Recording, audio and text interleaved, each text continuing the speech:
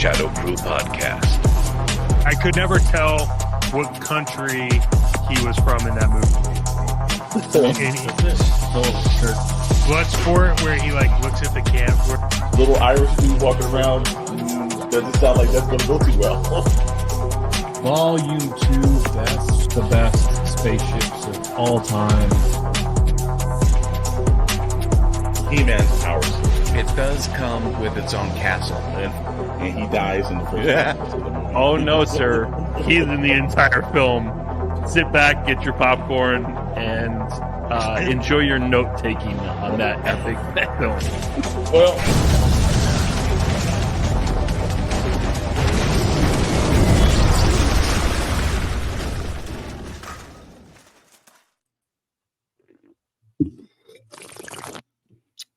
oh, we're live. Hey, welcome everybody. It's good to see all of your faces. Chris, Dr. Brinley, Mr. Storm. What's up, everybody, and welcome to podcast number 31. Crowe versus Hemsworth versus Jackman. We have a great show for you today. We're obviously going to get into our bracket elimination challenge. If you don't know what that is, I literally just said it, so you should pay attention and subscribe. Then we'll get into our news of the week. We may or may not have a what not or why not, and then a few updates. And without further ado, because I know everyone came here to just look at me and not hear me talk, Mr. Chris, welcome and hello, sir. Welcome and hello is right. Is my audio working? Okay, Yes, it good. is. Just making sure. I've got to check every episode. For those of you who have been, following along our journey here, we stream, we multi-stream every Friday, 7 p.m. Pacific time, the Shadow Crew podcast. And as Chet has mentioned, we do a best of series every week. If you haven't had the opportunity to check our channel, the Shadow Knows Network, we have a variety of verses. Last week was a pretty epic battle, to say the least. It was. And we don't want to spoil anything, but we've had Stallone versus Schwarzenegger, and we've had Van Damme versus Seagal. We had the best Tom Cruise film of all time, Cruise versus Cruise. And tonight, as Chet mentioned, is the Battle of Australia. Crowe versus Hemsworth. Oh, man. Versus Jackman. Let it begin. The battle for Australia is about to begin.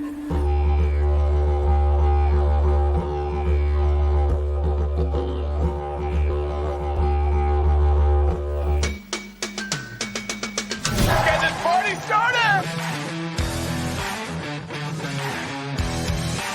Welcome to Australia.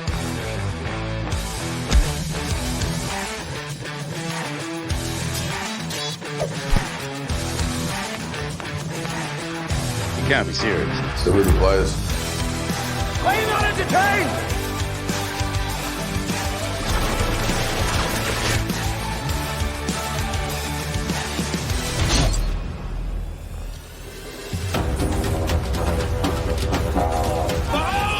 And for the prize!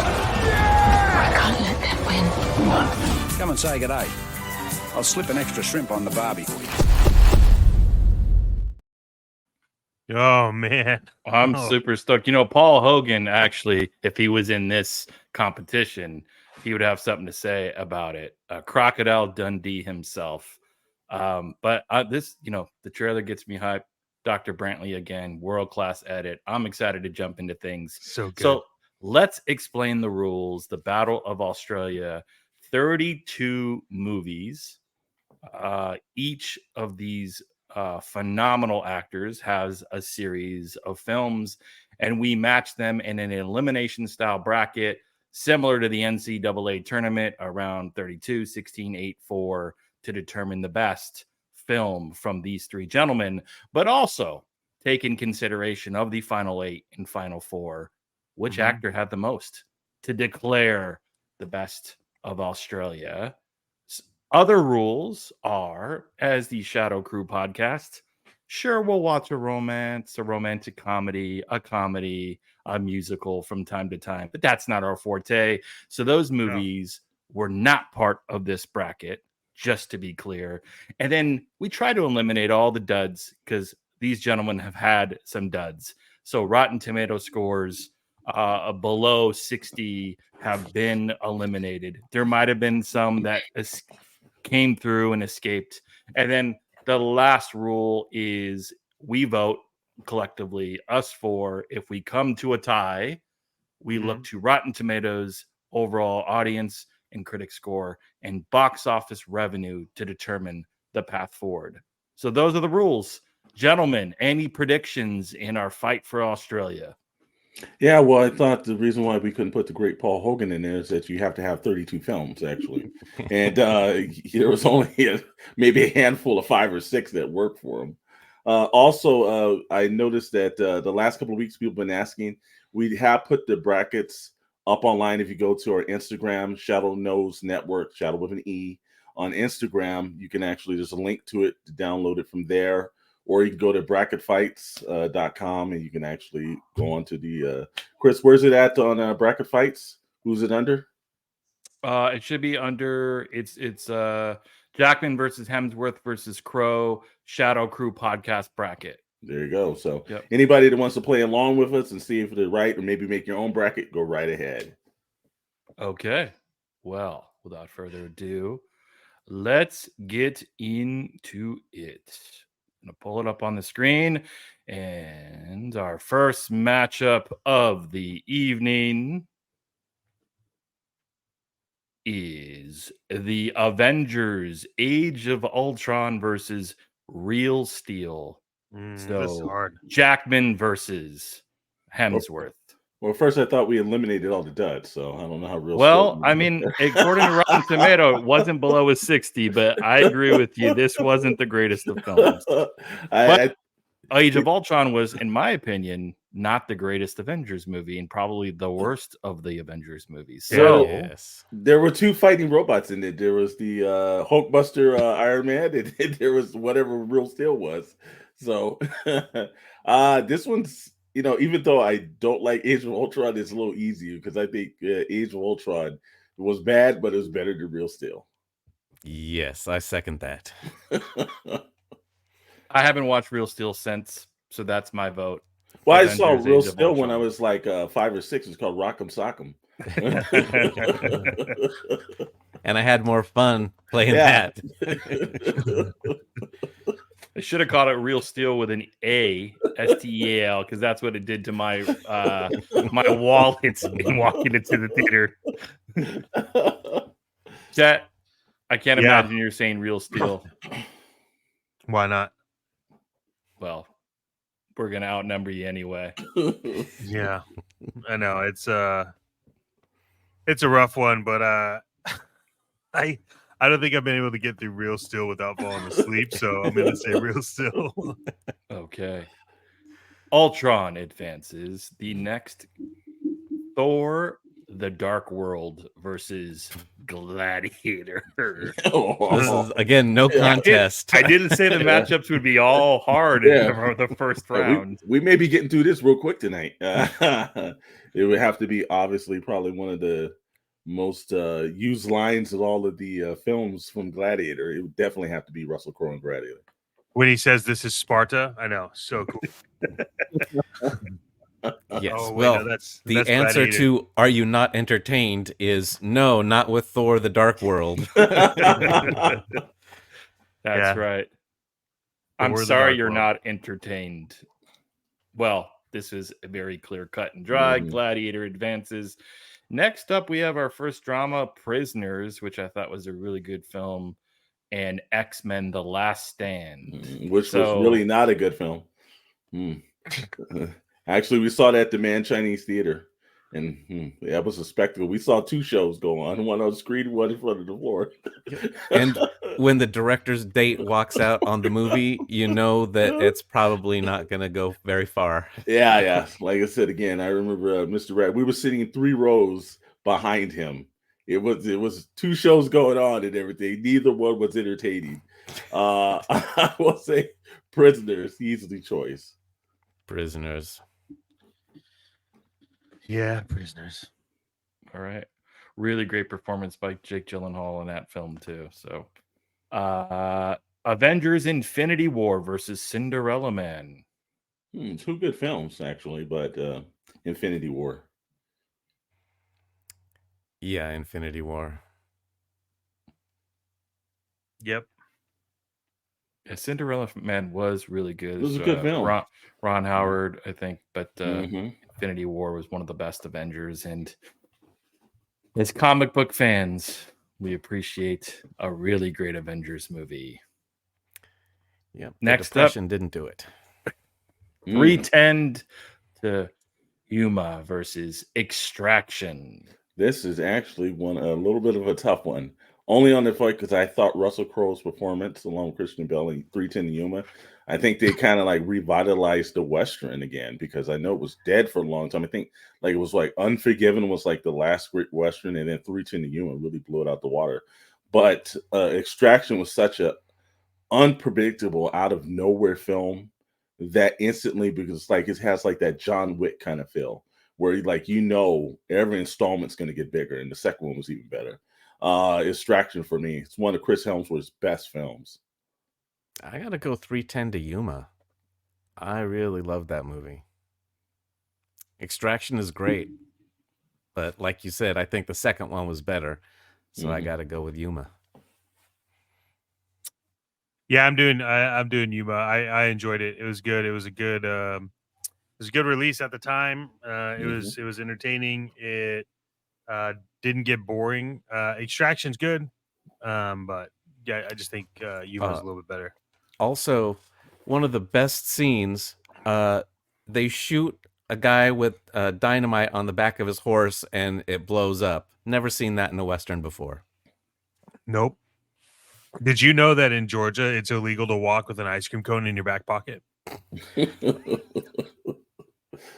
So just in case you're wondering why, because back when people rode horses, that's how they would steal horses, is they put ice cream in their back pocket and the horse would follow them. So they made a law stating that you can't have ice cream cones in your back pocket, and they've just decided that they're never going to address this law again. So well, it's a good thing that's still on the books. Yeah. Well, that guarantees I'm never moving because I always like a mint chocolate chip in my left back pocket. So I'm sorry. Yeah. This is a tough one for me because honestly, I think if both movies are on, I'd probably rewatching Extraction than I would watch the other film. So I'm gonna go with Extraction, but we do have a tie, and we have to look at Rotten Tomatoes, and I can tell you that we have a clear-cut winner when it comes to that, and that is 310 to Yuma, 89% Rotten Tomatoes. Extraction, much lower than that. I think Extraction 2 got significantly better scores. Obviously. But I'm just going to pull up and just make sure that we're looking at the Rotten Tomato score. Extraction got 67%. So pretty significant difference there. So without looking at the box office revenue, clear cut, we're going to move this along. The Insider versus Rush. Oh man. I think Russell Crowe was nominated for this film. I think he was too, yeah. Yeah. And then Rush, obviously, the F1 movie with two historic characters from the late 70s, I think, was the era. I do like how they did Rush. I don't know. Insider's so good though. Yeah, exactly. I've got to go with the Insider. I thought Russell Crowe's performance in that movie, and also you've got Al Pacino. There's also so many other great actors in that movie. It's a heck of a feat. I think that synonymizes him as one of the top actors at his time. So I'm going to say the Insider, Russell Crowe on this one. Yeah, Insider. And I think Rush was another Ron Howard movie it as was. well. Yeah. But sorry, Ron. Ron Howard just can't win anything right now. Next up, we have the Ooh. original Thor versus the Wolverine. All right. Well, this was actually, I thought Helmsworth was really good in Thor, and I thought this was the first time I saw any of the Hugh Jackman Wolverine movies where they actually kind of a little bit more faithful to Wolverine itself.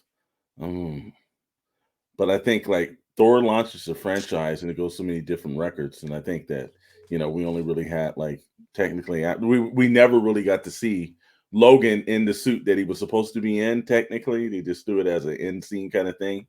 I'm gonna say Thor. I'm gonna go with the Wolverine. I love that. And then For me, it's Thor. I like the Wolverine. I understood what they were doing with it. But if I compare it honestly, like Logan was much better. But Thor for me, I'm a huge Thor comic book fan, and so I think the first one did it really well, and unfortunately they decided not to continue down that path with any other Thor ever made. So Thor takes it for me. Yeah, I really liked Thor. The only thing I couldn't get over was like the badly dyed eyebrows in the first film that they decided against in future films. It was just really awkward. Like they tried to blonde out his eyebrows for some reason. These are very comparable in Rotten Tomato critics and audience score. And while I did like the Wolverine as one of the best,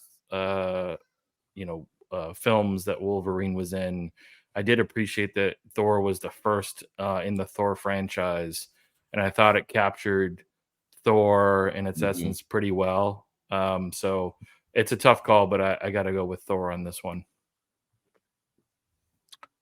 Thor it is. Don't be a Thor loser. And now we have American No? Gangster versus The Prestige. And I think like the worst part about it, I think The Prestige does not get the admiration of how good of a film it was. I remember sitting in the theater and just the entire ending was like, wow, it was and I think it's really underappreciated. But Denzel Washington and Russell Crowe, Frank Wright, wow, it's got to be American Gangster. Like it's a great film back and forth. I think Russell Crowe also delivers another great performance. And people always look at the Denzel Washington role a little bit more. People also forget my man Idris Elba and Denzel Washington were on the screen. One of the only few times was in American Gangster. So for me, it's American Gangster. As good as American Gangster was, it's virtuosity too. So I'm gonna go with The Prestige. I mean, Chris, I'm gonna let you go and then I'll go. Yeah, Denzel's performance was top notch. I think Russell Crowe was great, but it was Denzel that carried the movie. I think Hugh Jackman played a more critical part in The Prestige than I think Crowe did, although he did a great job. I think it was Denzel and that character in the story. Both great directors here. I mean, geez, like they're both really great films, but I'm gonna go with The Prestige on this one. Yeah, my man Chris Nolan, man, my man Chris, coming off an Oscar sweep. Yeah, I'm definitely going with Prestige, and it really is in my opinion. If you watch American Gangster over again, you'll realize that like Denzel outperforms Crowe in every aspect, and I just I forgot that Crowe was even like a main part of that movie. So it's got to be Prestige for me. All right, moving on. We are down. Oof. We are getting closer to the left side of the bracket. Now down to the next round, and is Age of Ultron versus Gladiator. Not easy one, Gladiator. What we do in life echoes in eternity. Gladiator. Yeah. You gonna pick Ultron? No. Yeah, I was just thinking back to the actor that passed away. What's it, Richard? The quote you just said, Julian. He was the first in the first Harry Potter. I forget his name. Oh, Richard Harris. Yes. Yeah, Like yeah. how epic he was in his films. Like, geez. Well, Like, I remember a side note. I was supposed to go to a seminar. I was working at a certain position at a job, and I hated that job. And I was supposed to go to a seminar, and the guy said, "Oh no, you can just sign in, and if you want to just take off, take off." And like everybody's like, "Let's just take off." And I'm in like a suit and tie, and I'm in the middle of a theater in the middle of the day because I wasn't going to obviously go back to work. And I'm in the theater crowded with a bunch of guys with suits and ties on watching Gladiator. Well, just an epic time. There was guys high-fiving in the movie. I think everyone played hooky that day to go see Russell Crowe in that movie. And it was a great film. so good. Yeah. I shall have my revenge in this life or the next. Like, if you weren't at the edge of your seat watching that, you ain't got a soul. Okay, next up. Maybe their Prisoners seat doesn't have versus- an edge. Yeah, you're already sitting on a beanbag at home. Yeah. This clear for me, Infinity War. Oh, yeah. Infinity War. Absolutely. The Insider versus 310 to Yuma. I'm gonna go with 310 to Yuma on this one. I think 310 to Yuma is a little bit more of an exciting film. Yeah. And then we've got Thor versus The Prestige. While I do like Thor, I think The Prestige was a better film. Prestige. Ooh.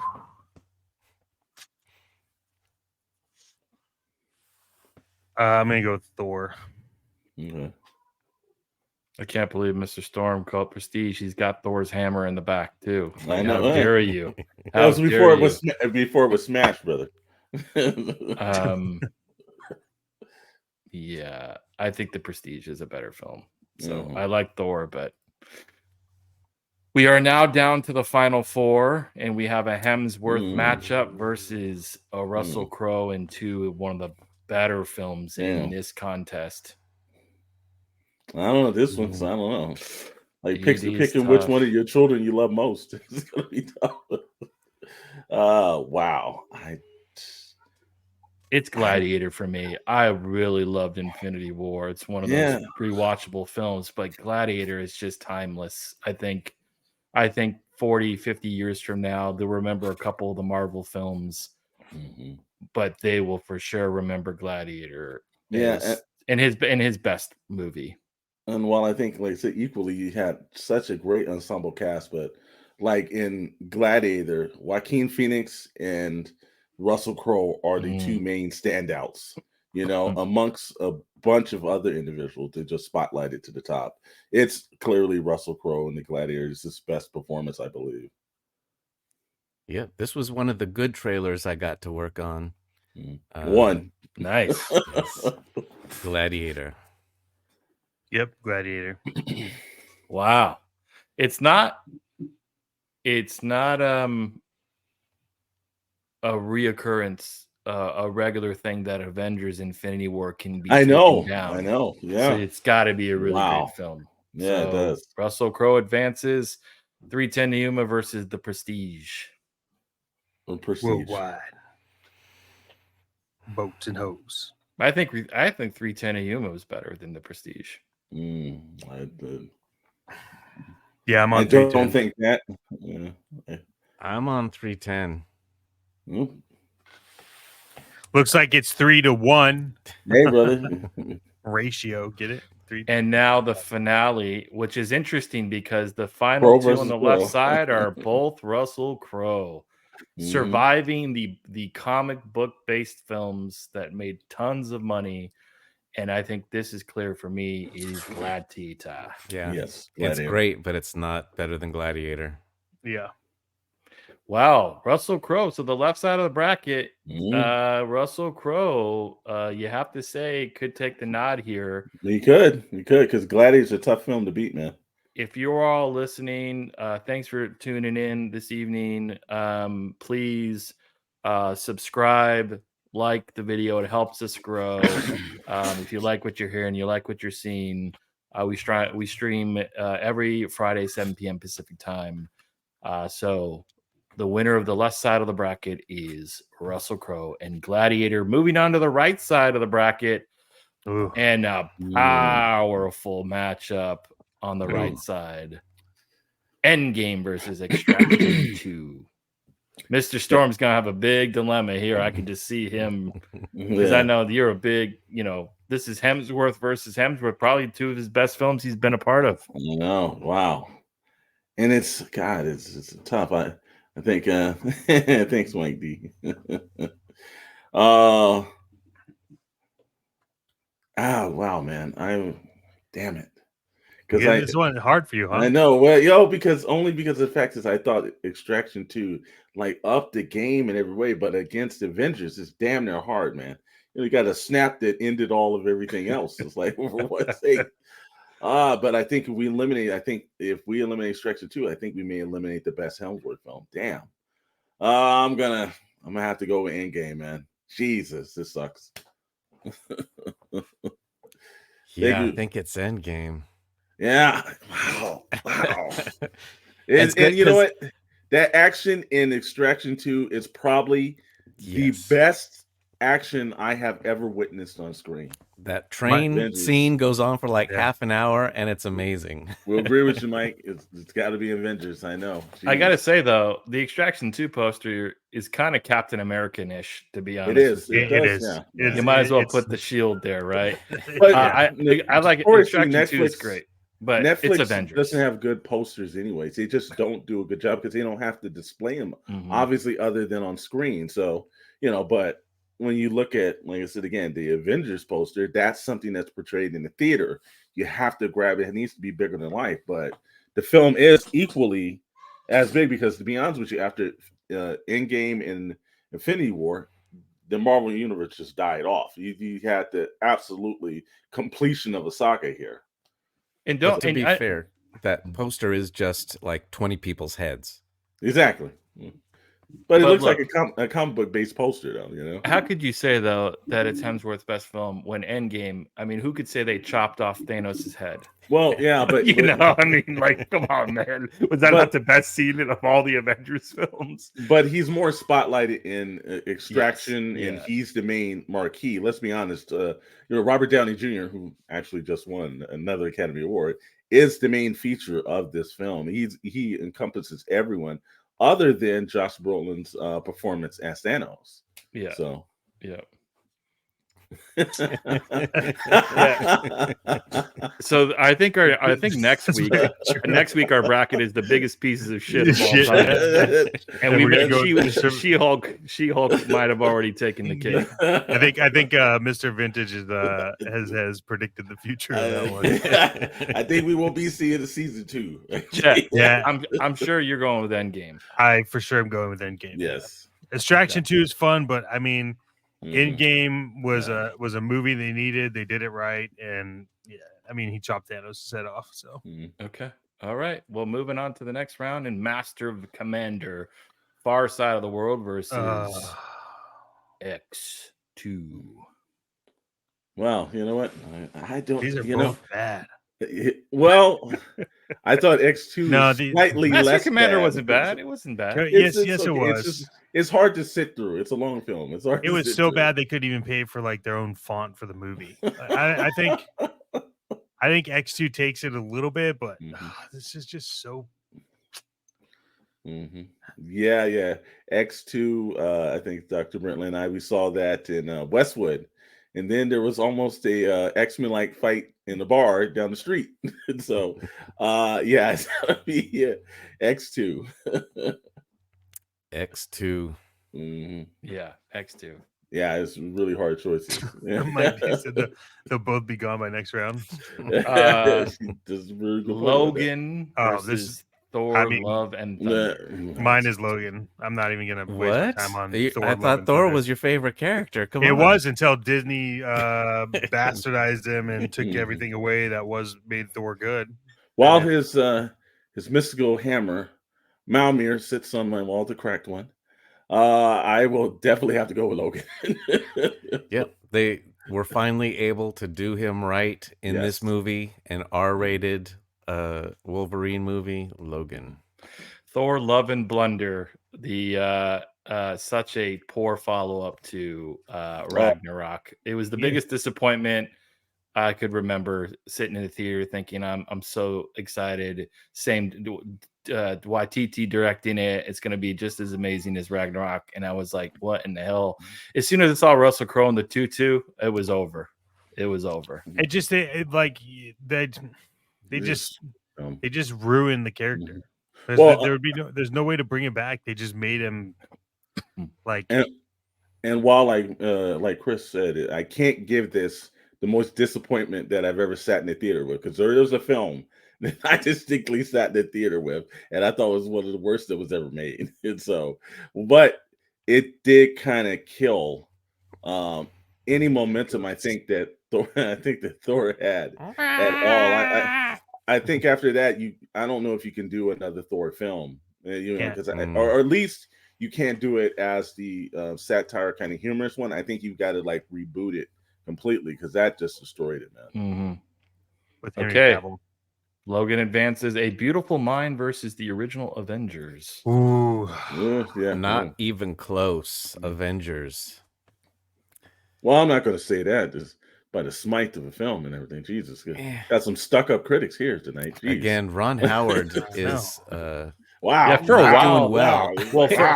For a while, Ron Howard and Russell Crowe were kind of like, inseparable. Yeah, they were like De Niro and Scorsese for a while.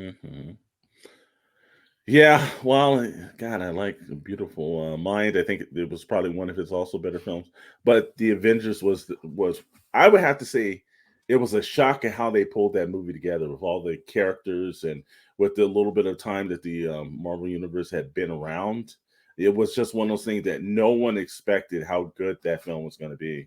So yeah, I'm going to agree with Mike. I'm going to say the Avengers as well. Beautiful Mind from the writer of Batman and Robin and Lost in Space.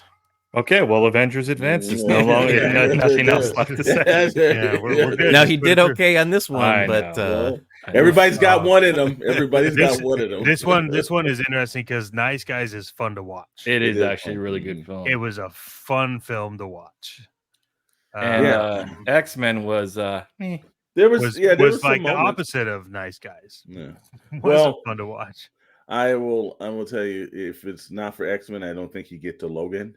I remember it came off a time where really superhero movies was just not the norm, and I do think that it's between X-Men and Blade that kicked we don't have this realm right now.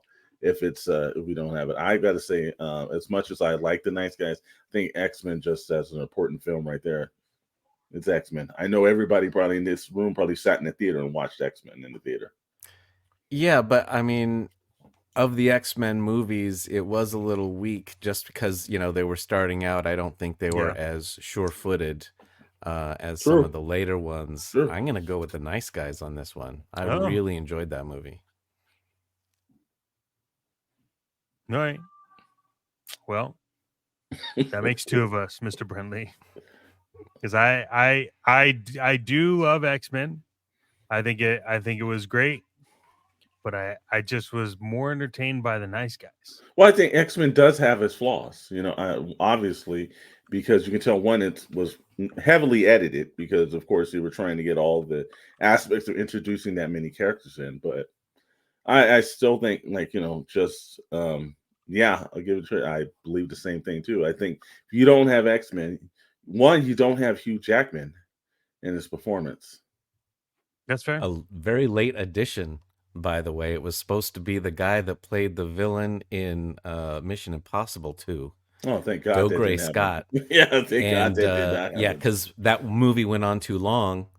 They had to find a new person to play Wolverine, and Hugh Jackman was their second choice. Mm. And you're saying Tom Cruise wrecked another franchise career. Yes. He did. Yeah. He did. Yeah.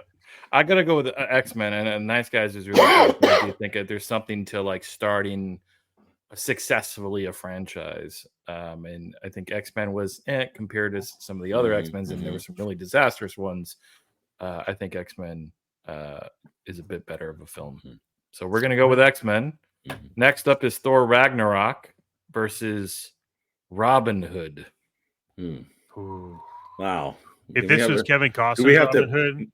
Do we have to pick? Only the soundtrack, dude. Only the soundtrack from Robin Hood. You remember that? That was I still remember that. Yeah. yeah. The Brian Adams did the theme song to the Costner one. I don't know who the hell did the soundtrack to this one, but it's clear for me it's Ragnarok, the best Thor film. Did you ever see Robin Hood Men in Tights? That's the best Robin Hood film. Yeah, that was better than this Robin Hood. The animated Disney classic from the 60s, dude. was better Just than this. hands down, just so everyone on here is clear, that is my favorite Disney movie. Okay, we don't need to. It's not like you don't need to ask. You know, it's my favorite old school animated Disney movie, Robin Hood. Well, thanks to Russell Crowe, the legend of Errol Flynn will always live on. It's got to be Thor Ragnarok. Thor Ragnarok. Okay. And Chappie Ooh. versus LA Confidential. I think this is probably a clear-cut winner here. I think this. I thought this might had hope because this was I think was this Neil Blomkamp too or no? Yeah. Yeah. This was but his really follow-up. not a good one. And LA Confidential, such a classic. What? So, I thought you were going with Chappie. What? there ain't nothing about Chappies. No. Well, when I saw this movie, I thought it was like a commercial for chapstick. I didn't know it was about a robot. It's L.A. Confidential. L.A. Confidential. Yeah. Okay. Now on to the next Which round. is a bummer. Oh, we got one more. Which is a bummer because District 9 was a good movie. It was. Yes, That's what I'm Right. saying. I think like everyone was Like- like anticipating a good follow-up. But yeah. Well, like the title and everything. It was They should have quick called and it dead in Crappy. the box office. PPIE, crappy. Their asses got chapped. This one, Days of Future Past. Again, rarely do we see this in the screenwriting world. The screenwriter that destroyed the franchise writes another film to save the franchise, and then he writes another film down the line, destroyed it again. Never quite ever get to see that happen, but you've seen it happen this time. It's one of the best ways to mix a genre in films and the whole entire universe and do it correctly. It's Days of Future Past. It was one of the best, and it actually matched the successful comic from In the Days too. It lives up to that lore as well. So wow, it's just a great film. And Hugh Jackman, again, it's just fantastic in this film, but also Michael Fassbender's performance is great as well. I was in love with Sharon Stone, so I saw Quick and the Dead in the theater. Sam Raimi movie, Russell Crowe, Leonardo DiCaprio, Gene Hackman, but X-Men is way better. Yeah. And this was the first film, like I think that, like to, as you said, integrate different timelines of characters. I think the second movie to do that really well was obviously the latest Spider-Man. But usually it's a disaster writing, and so this film really did an amazing job with that. But okay, it could be considered to be the first really kind of multi-universe kind of thing. 100%. That's it. Yep. This is clear for me. Easy. Endgame. Yeah, Endgame. Yep. We've got Logan versus Avengers. This is a tough one. It is. Wow. I got to go with Avengers. I think you're right, brother. Because it made me actually, I didn't think they could do it. And just a fun from beginning to end, wonderful movie. I think so. So while I'd like to agree with you, let's remember that this is we're going up against Hugh Jackman and Hemsworth, right? So Hugh Jackman is the star of Logan, and Hemsworth was Thor in the Avengers, and Logan is a really, really good film. For me, it's Logan just because I think Hugh Jackman carries the whole film. It's what he does, and it was good. I love the Avengers, but I thought this one was just such a different take on the franchise, and it was like a very gritty feel, rated R. I just loved it. It didn't feel like a comic book movie, but it was. But I think overall, the Avengers is just a bit better. Like it just and this one's super tough for me. So It is. as much as I really love Logan, I think Avengers, again, going back to what I've said, is like if you start off super successful and you launch a franchise, this is the one that said, damn, you can incorporate all these badass superheroes and do it really well. So, but it's tough.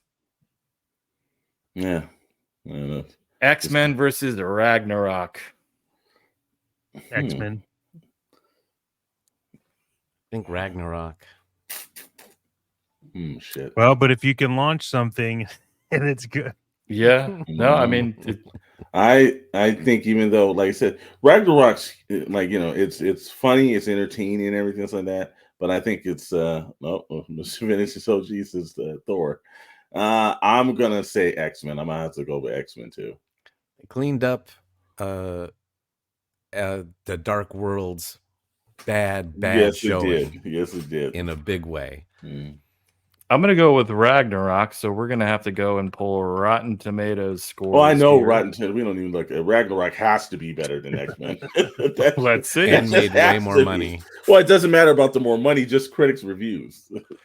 So Rotten Tomatoes on Ragnarok got 93% and X-Men 82%. Yeah, so see, not bad, but I knew that.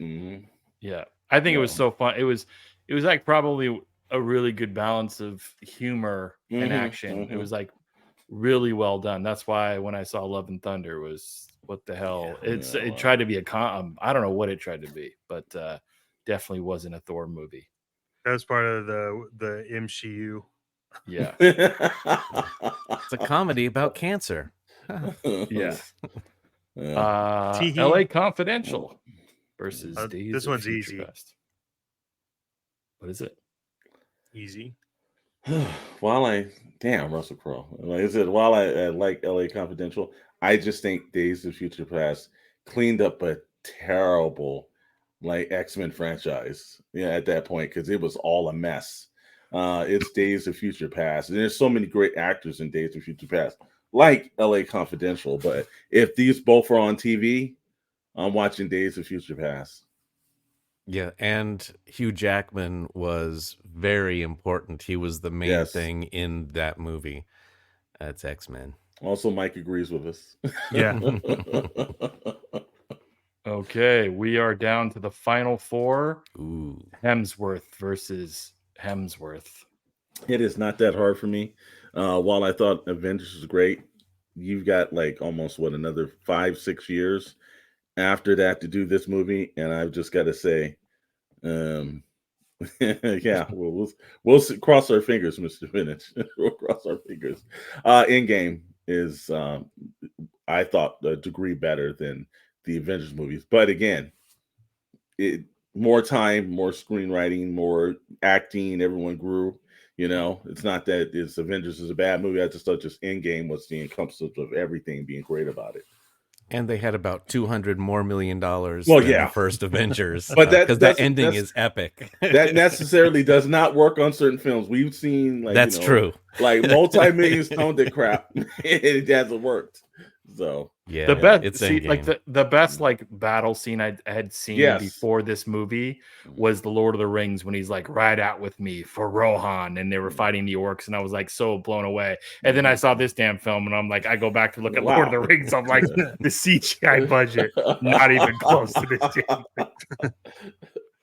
Yeah, Mike said it's a better movie overall, better everything. It's great. Yeah, it would be in game for me as well. I mean, no spoilers, but Tony Stark dies, man. I know. Wow. Saddest damn thing ever. No, he doesn't.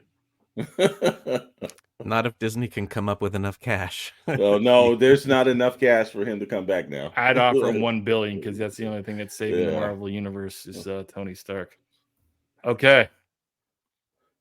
Thor Ragnarok versus Days of Future Past. So let's just say it was Hemsworth,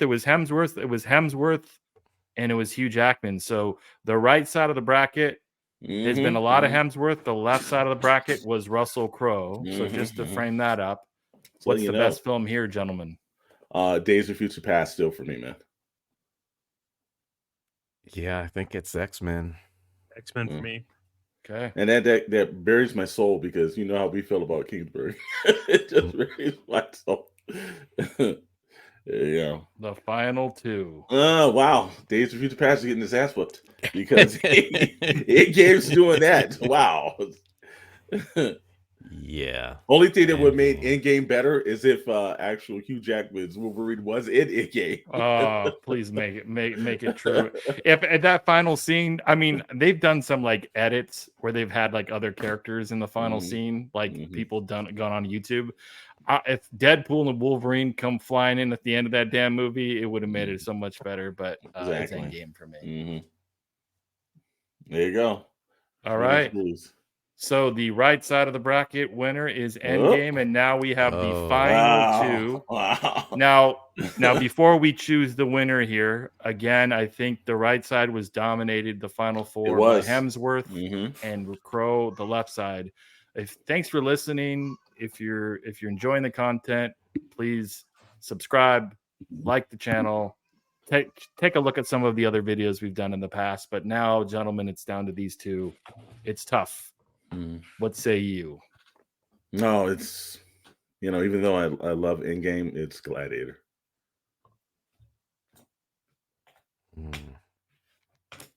Yeah,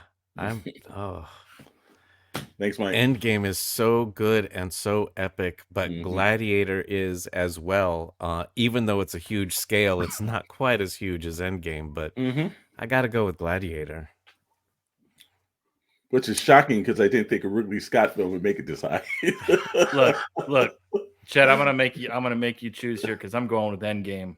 I think I love Gladiator, but Endgame's the best comic book film of all time. Just turn off my screen now. I cannot put Gladiator in front of the best. Turn off my screen. But are we okay? But night, are we battling movie versus movie or Crowe versus Hemsworth? No, it's been movie. And Thor was a big part of Endgame, so it is I mean, it's an ensemble. There's no question if you're rating actor versus actor, like Russell Crowe was the star of this. So it's up to you, my friend.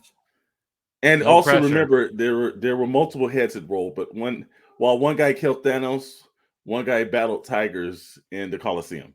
So, shit. With only a sword. He didn't have a magical hammer or an axe.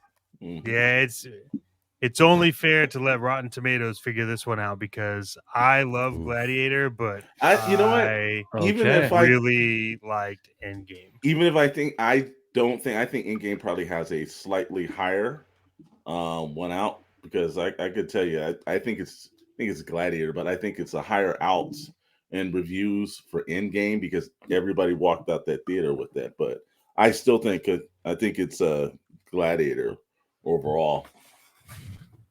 I can't even give the tiebreaker to Endgame. Yeah. So Endgame got 94% critics, 90% audience. Gladiator got 79% critics and 87 audience. So and you can't compare budgets because there's no need to do that. So it looks like Endgame might have won at least the best film between the three. But let's take a look at the final bracket here and decide who is the winner of Australia. Are we saying it is Hemsworth or are we saying it's Crowe because Jackman has theoretically been eliminated? I can't say it's Hemsworth. I've got to say it's Crowe. I got to think that if there's nobody else all through Australia in any part of it that's ever walked the planet that could ever compete against from the greatness that is Russell Crowe. Can you guys think of anybody that could beat Russell Crowe? I like to see you can't expect to compete with that. You want to get out of here? You talk to me. Wait, gentlemen. Well, as usual, you people have got everything all upside down and turned around and back to front. Look who it is! I'm surprised you haven't heard about me. You know, I got a bad reputation. I mean, sometimes I just go nuts like now.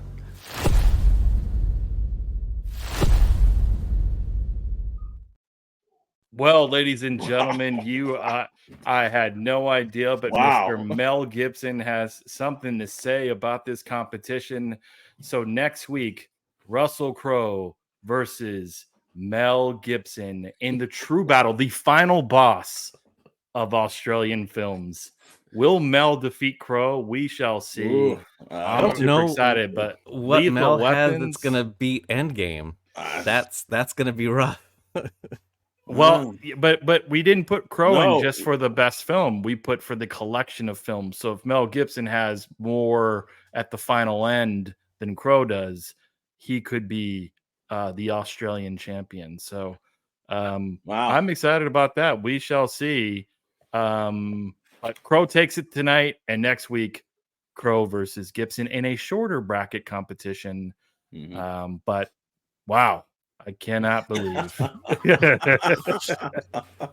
that would be incredible. Might be able to make. Yes. Actually, we should probably do that, like a bracket of the South Park characters. Yeah, we should. That'll be a bracket. Yeah, Which character did South Park do better? So that was fun, gents. I know we got some news before we wrap things up, but a lot of hot topics. What's going on in the world of pop culture and entertainment, and what do you all want to talk about?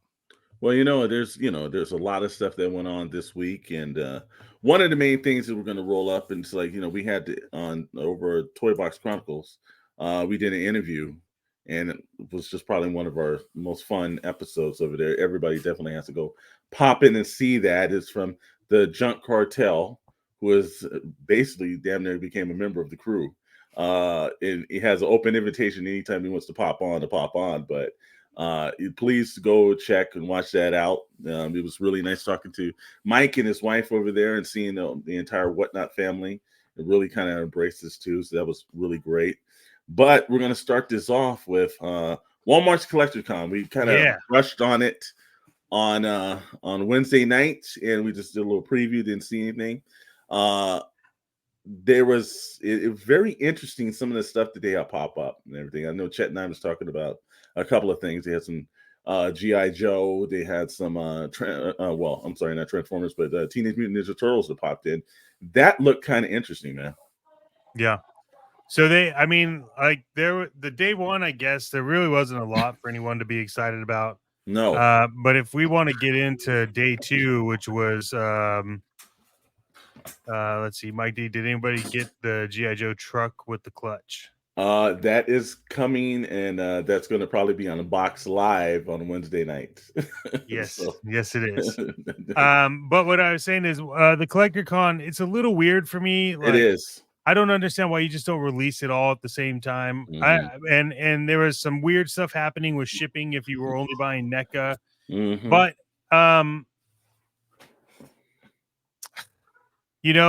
I wanted the TMNT Motu Krang.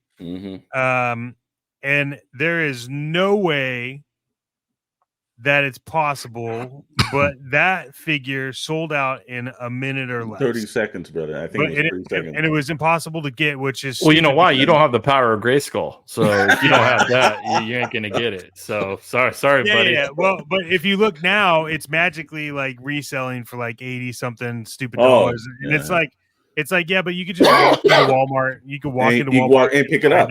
Yeah, and find it. Yeah. So well, it doesn't help that fucking Ultron is behind the scenes with his robots, like auto selecting all the figures.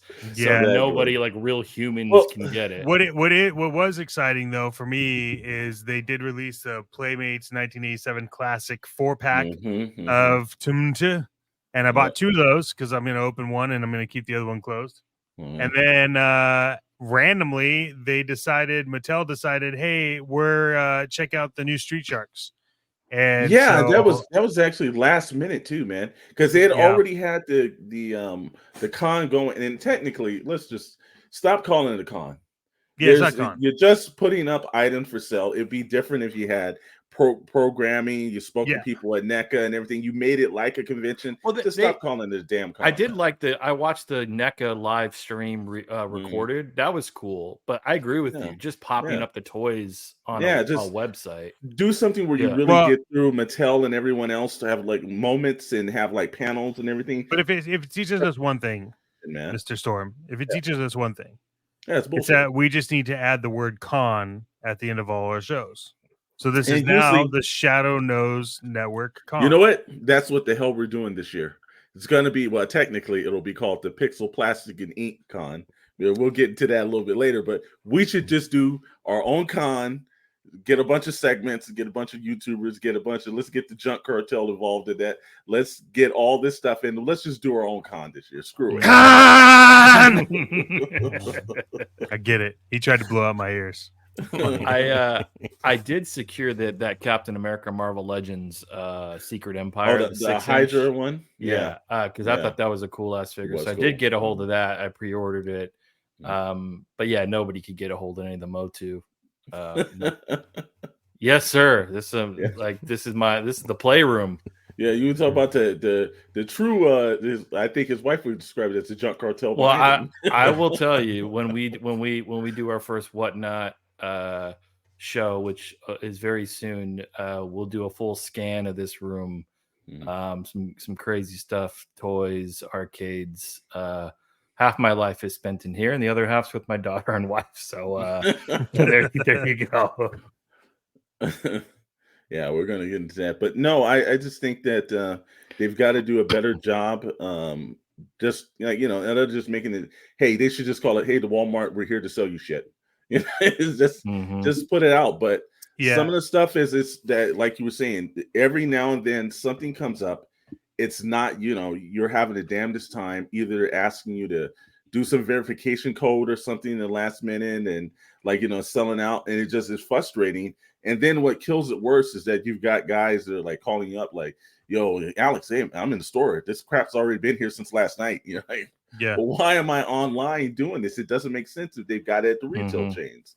Yeah. So I didn't like it. I was excited. I got really excited when they announced Street Sharks, and I bought them. I bought all three of the ones they have on there. But are they releasing the whole? I thought they were releasing. Is it just waves? Different waves? Yeah, I'm assuming. They're doing it in waves. Yeah, but they're doing. I think they're doing like 10 or something. That's awesome. I loved it, man. I love the drill nose one. I was I know we've been on Whatnot trying to source an original one, and no one has the drill piece. It's like no, but I did get a very clean figure, and now I just have to find the drill. Yeah, that's the hardest part. You pay up for that, but yeah, I agree. That's one thing I will say that the Hasbro does do really well is I know it's not a con, but like their version of it feels a little bit different. Like you're not going to be able to get that stuff. Like, the HasLab stuff, the pre-order, like you're not going to go down to your local Target and buy that stuff. Like if you want it, but to your point, Mr. Storm,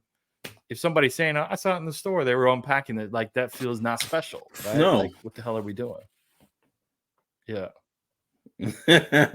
I will give him credit on that one. You're absolutely right, Mike.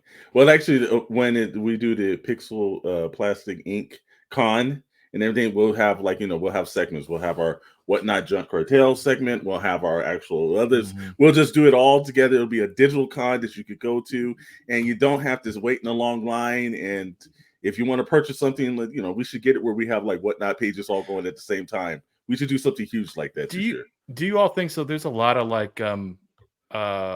repops happening, right? Like literally Street Sharks. I would have never imagined but the 80s culture is coming back. So we've seen, the Turtles thing has been, they've been every couple of years, new waves of stuff, but you got Street Sharks popping up now that's crazy. Like the Toxic Crusader stuff, like Super 7 just released it, which is kind of Biker cool. Mice from Mars from the So I guess the question is, and we got some people that are listening, will there be a Garbage Pail Kids line of toys? I do think that this is one of those things where, first of all, whatever Mike has, and also let's mention his sketch show on Saturday, which is going to have some amazing artists on it and everything. We definitely need to check that out. I will be there. I know Chet definitely will be popping in to see if the rest of the members of the crew. We know Dr. Brentley's cutting and doing everything else, but if he can make it in for 5 minutes, it'd be nice. Oh yeah, 11 a.m. in the morning. It will, and like I said, 11. Now, there's no more greater dedication. We'll all be there. We'll all be there. Come on, we damn near could do that here. We show up too. Mike knows how to get me there because he just doesn't budge on those garbage pail mad ball guards. So I'm gonna take my money. I'll tell you, give it about a second, Yeah, I do think. I think all those cards he has now, he needs to up those prices on. It's gotta, it, somebody's going to do it. It's going to be one of these like toy companies. They're going to re-release the cards and some new figures. And Who owns it? Who owns that the license? Mike, Do you even know? if you know, put it up. Let us Mike, know. who owns the license for GPK? Is it Top still? And are they going to remake the movie? Oh, Ooh, you I saw hope they Big will. Trouble in Little China? Damn, I would have swooped those up if I saw those in clearance. Yeah. That damn Mike's- movie's awesome. Mike says Tops on it. Oh god, Yeah, because they're they just definitely exploiting that. Because I've seen the new line of cards that have come out. I saw Those that are, too. like, Wow, super Wow. collectible. Yeah, where's the figures at? Where's the dolls? I'm telling you, Tops is going to. Where's the movie? Once is you the saw question. Street Sharks start popping up, because again, that cartoon was really terrible. Did not match the toys. The toys were very interesting, but I thought that Street Sharks was the best kind of off-brand next to the TMNT. You know, where it's like those characters were kind of odd and different and unique, other than the direct ripoffs that they tried. So you know, Yep. if you want to see one, I do have one. Oh, believe me, I've seen one before, man. Street Shark? Yes. Yeah. I love it. They're so great. They don't make the toys like they used to, man. No, Unless they you don't. unless you pay up for the premium stuff, which you know the Mhm. Mezcos and the Mayfex and all that stuff, which I've been buying Wow. a few. It's Yeah. another level. Oh, Yeah, I love, wow. dude. Wow. Big Trouble in Little China is like one of Wow. my favorite. It's such a classic. It's so good. Who's making those figures? That sounds like a NECA license, but I don't think it is. I don't know. We'll keep moving on the news. Really quick while we're looking that up, but we did get news that X-Men 97 revival creator was fired without notice. Any thoughts on that? Well, again, this is one of the few things that we've always talked about here. And this is where creators get in trouble with. You know, the less you say, the better it is. And I really think that he basically ended his own job. And from what I understand, too, is like, you know, you got to give, like, I think Disney's starting to get, I think after Lightyear and a bunch of other films, I think Disney's starting to get the hint here. Because, wow, like this dude was getting set to go to the premiere. It's like March 20th. Yeah. And he said he had just turned in like all of his writing for the second season. And it was like, bye-bye. That's when you know, like, they're like, look, creators need to worry about the things behind the scenes. And when you start putting your own opinion and you start doing things that's going to detriment to the whole franchise itself, because the minute he did his comments, the forums and Instagram and everybody was blowing up. And I was like, wow, this has become a way worse issue than it needed to be for a revival of a show that people were equally excited about. So I thought that was the right move. Any creators out there, and Dr. Brittley and I know, less you say is better. Don't go on Instagram and run your mouth about projects. Don't do interviews. Just let your work speak for the actual work. If you can do that, you will have a very long and prosperous career. You can see Dr. Brittley and I are not on social media in any way. We try not to be. You know, we let that all our mods and our editors and everybody else do all that stuff. But that's the one way to get you in trouble. And now I think Disney's just not having that anymore. Yeah. And I was getting because I missed like the last couple seasons of the actual X-Men cartoon back when it was on. So I went on Disney Plus and started watching some of the last episodes, and you know, to get ready for it. And now I'm just kind of like, well, I'll give the first one a shot, but I don't know if I'm gonna stick around for the whole thing. And I didn't like the new animation anyways. I thought when they said it was going to be a revival, they were actually going to treat it like they were taking it from the moment the last season stopped. And it was just like, what's up, sir? I just thought that in one way or another that we were going to see the actual revival. And then I saw the animation. I was like, well, this is not what I was kind of expecting. And then the comments came in. I was like, wow, man. I said, it's a master class in how to get rid of your job at Disney. Yeah. And so it's coming out the 25th. So like in 10 days, we'll be able to kind of see the first episode. I mean, I hope it's good. Like, I don't wish it's, you know, I think it's cool. I mean, the toys are incredibly collectible. They just released the new line that's like X-Men 97, but some of the old stuff, like The characters are cool. The costumes are cool. It reminds me of like Jim Lee. Like it just takes me back to like the Big Trouble. Oh, okay. It's the best action. Yeah, they've done some of the turtle stuff too. Got it. Yeah. Wow. I got to check those out, man. You know, we might those on clearance. Damn. Yeah, we need to. We need to pick them up and unbox them, man. Yeah, I'm gonna go online right now. I mean, I need I definitely need a few of those.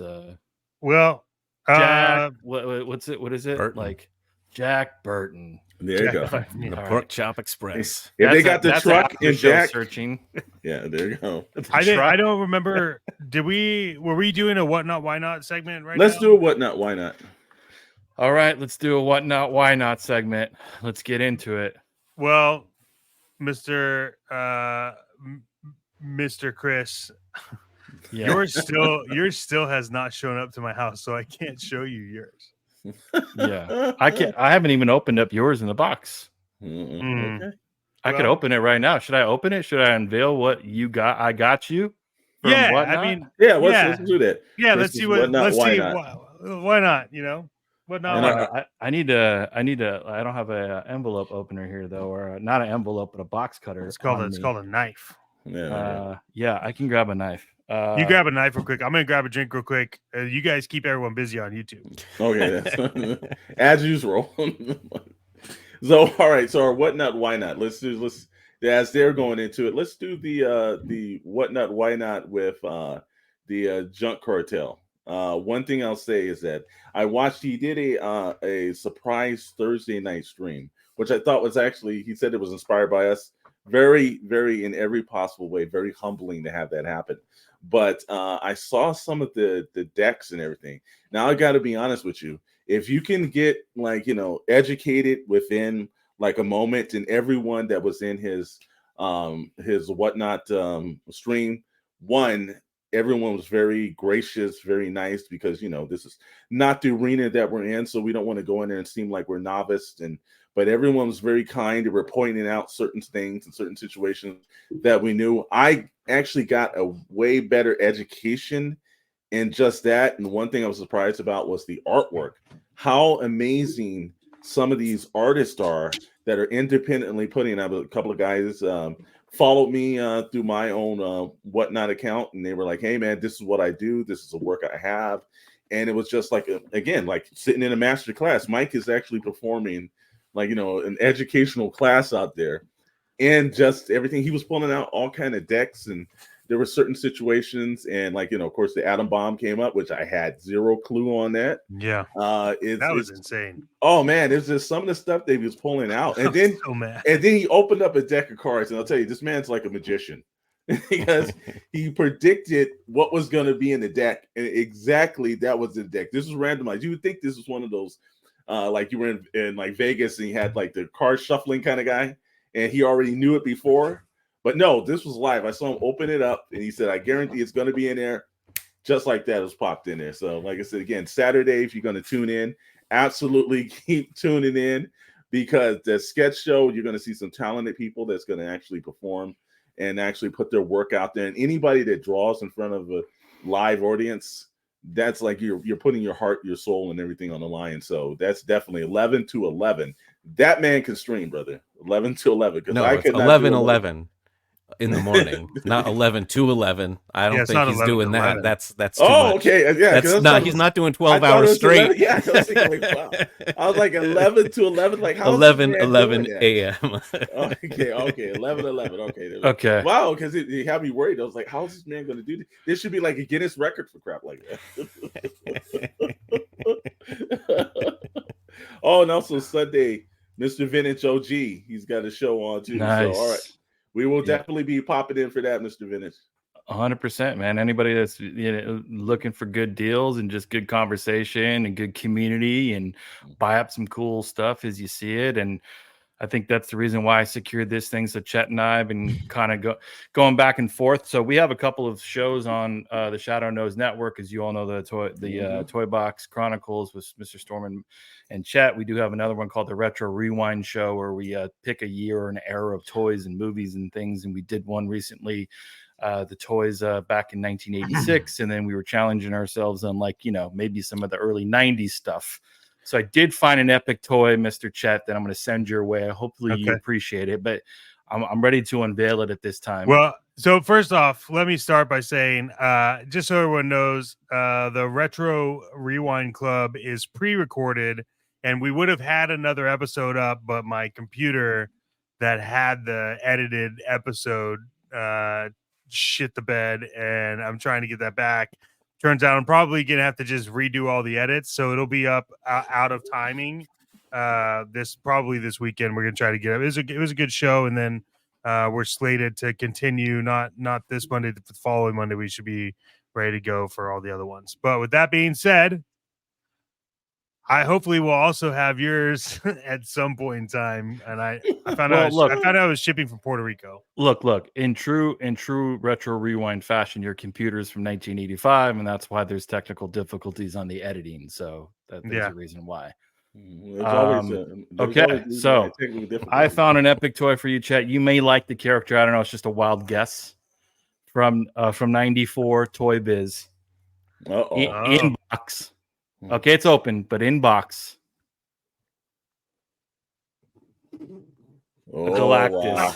That is awesome. Look at that, man. Look how rad this is. I mean, when do you ever get to see the boxes in pretty freaking great condition? Fantastic Forelands. Look at this. KB 797 tag. I mean, you can't even get a Snickers bar for 797. I mean, come on, man. No, that is Mr. Chet Maddox.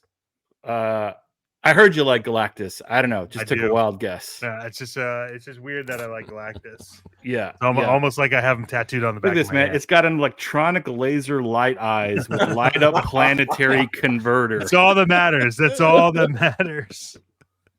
So there you go, sir. Just age is 5 and up, so you should be okay to play with it. Wait, 5 and up? 5 and up. Okay, yeah, no, that's good. That's good. 5 and up.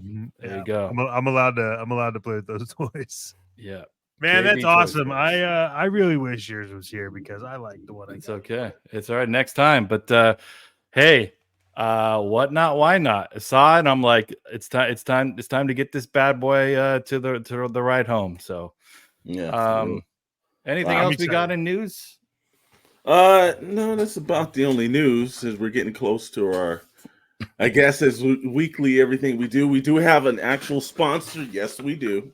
And actually, this week we're going to go with 2 sponsors. First one is going to be our incredible sponsors. It does week after week that supported the Shadow Crew when nobody knew who the Shadow Crew is, and I think still nobody knows who the Shadow Crew is. Toys versus Games, Wilmington, California. If you're looking for a non-big, and that's the thing that we try to spotlight, is not the big box stores, not the places where you can readily walk in. You want to have that actual customer service, people that care about you when you walk in the door, when you're looking for something, conversation that you can have, somebody knowledgeable. You can get that from Tony down at Toys versus Games, Wilmington, California. They do a lot of, street fairs, and there's a lot of things. Not just toys. They also have video games because Toys versus Game, a lot of vintage video games and systems. Go see Tony. Tell him that the Shadow Crew sent you. Second sponsor tonight we're going to throw on because this guy is one of the best human beings that we've met in a long time. Mike over at the Junk Cartel. He's on Whatnot. Also, same way. You want somebody that's going to actually, be very knowledgeable about the items that he's actually selling off. And also somebody that actually generally is just a fan and generally a nice person, and his community is extremely nice. When you're in there, they make you feel like absolutely accepted. Beautiful place to be. We look forward to doing more things with him and having him on. And also we will be on his streams, and also Mr. Vintage. I saw his stream up.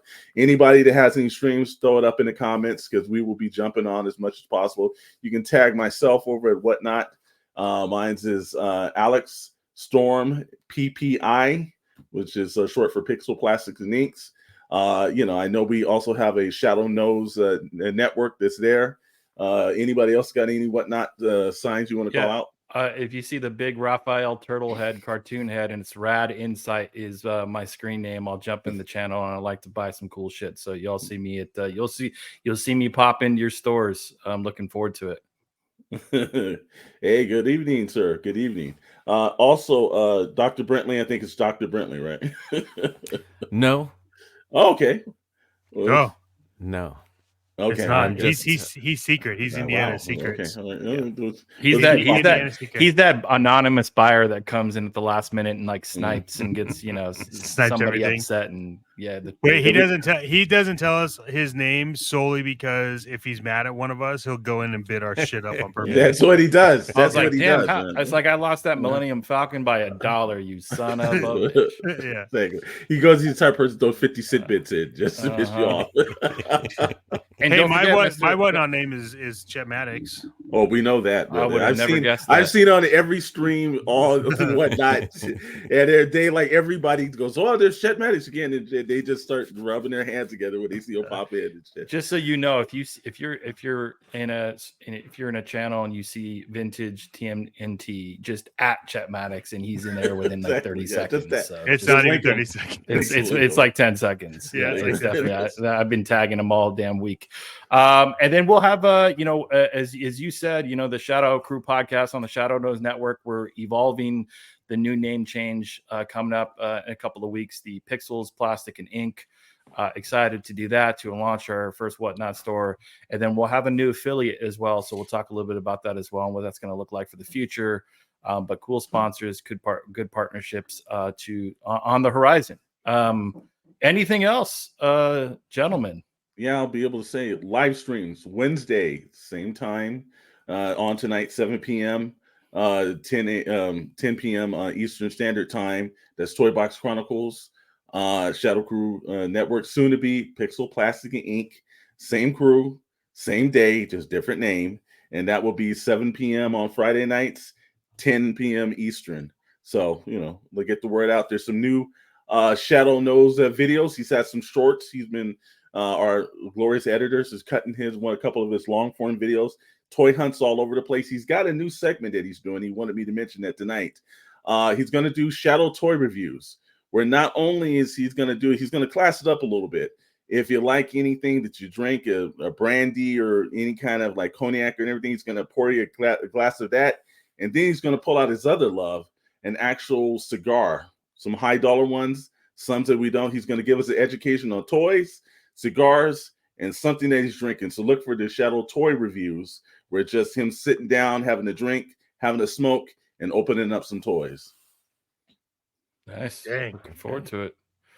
Well, hey, it was a great show. Russell Crowe advances. He gets to square off against Mel Gibson next week. X-Men 97 on the horizon. We'll see what that cartoon is all about. But I think that's all. I think we should wrap things up unless you all have anything else. Yeah, apparently, Mike, it's 11 when the show starts. Not 11 to 11. I thought it's 11 a.m. to 11 p.m. Hey, that'd be a cool marathon show, though. That'd be a cool marathon show. But yeah. Well, I'm going to go sign off so I can go hunt for Big Trouble in Little China figures at clearance. Most definitely. That's what I'm definitely doing. All right, gents. Well, again, for those of you, thanks for tuning in all and viewing and dropping comments in the channel. We're trying to build a community here. Thank you for welcoming us to yours and vice versa. You all have a great evening. Please subscribe, like the video, and we will see you all next week, Wednesday, and then Friday. Have a great weekend, all. Stay sexy.